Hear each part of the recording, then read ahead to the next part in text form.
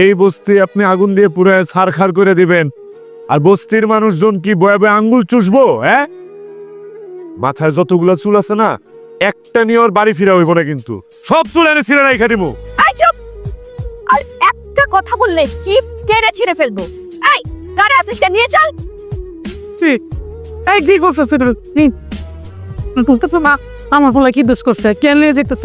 কি জন্য নিয়ে যেতেছ? শাস্তি দিতে। আমার একটা মাত্র বললা, এই বলা যাবে আমগো আর কোনো অবলম্বন নাই। আমার বলাটা নিও না, আমাকে তোমার কাছে পা ধরে মাপছে, হাত ধরে মাপছে, ছেড়ে দাও মা।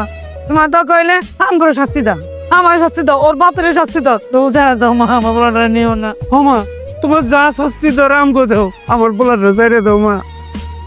আমার বলাটা না থাকলে আমগো দেখার আর কেউ থাকবো না, আমরা বাঁচবো না মা। আমার বলাটা ছেড়ে দাও, আমি তোমার পায়ে ধরি, আমার ছেলেটা ছেড়ে দাও মা। খবরদার আব্বা, আমার জন্য তুমি এই মায়ের পায়ে ধরবা না। দেখি এই মাই আমার কি শাস্তি দিতে পারে।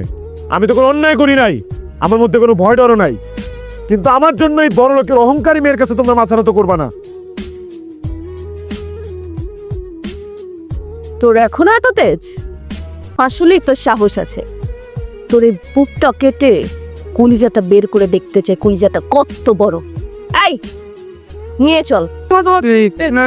দিদি বাবার রিস্তা, এই রিস্তা তোটা চার চাই দে, আপনি বলে চাই দে।